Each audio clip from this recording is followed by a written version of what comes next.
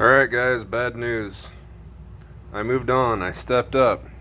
I bought two different types of Torx bits from Tecton. I got these heavy duty half-inch drive Torx bit sockets, and I got these impact rated ones. I broke the heavy duty half-inch drive one almost immediately, and the impact rated one was starting to round off, so I stopped before it became unusable. It seems like they're going to warranty it no problem, but we'll find out. I'll keep you guys updated. So far that's 1, 2, 3, 4, and we'll say a half Torx bits this door is wiped out.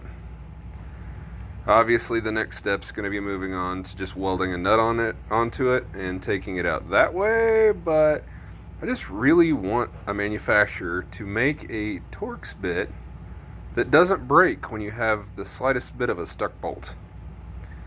Alright guys, I'll keep you updated. Thanks a lot.